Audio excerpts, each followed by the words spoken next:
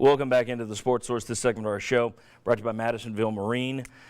You know, it may feel like summer is almost over because Media Days is passing, but it's not. We're not even technically 1 month into summer yet. It was June 20th, I believe, was the first official day of summer.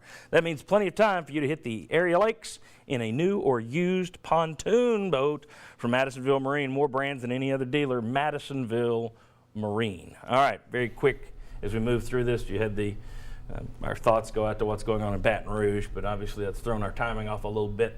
So quick segment here. Butch Jones told the story at Media Days about Jalen Reeves-Maybin putting a tape together on his own of things, his mistakes, team mistakes that they need to work on. Josh Dobbs, everybody that interviewed him talked about what a leader he is.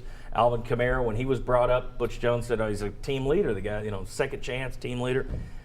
How much stock are you putting in the player leadership stuff for Tennessee right now in terms of their East chances? Do you think that plays a role? Are you buying it yet? Where are you on all this team leadership? I'm buying it because I think one way you can tell this team, it's been a quiet offseason for Tennessee. There hasn't been players getting in trouble.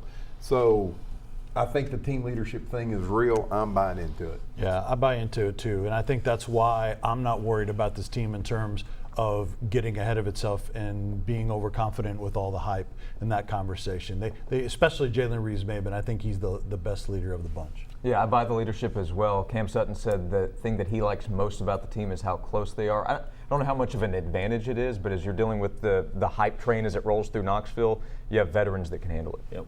Russell? I guess it's unanimous. I'm buying it as well. And I think you just talk about there's depth of leadership now. There are a bunch of guys. Remember last year it was, Kurt Magid is the heart and soul of this team. And, that's great, but it was just one guy. Now I think you've got several guys who can kind of fill that role. Agreed.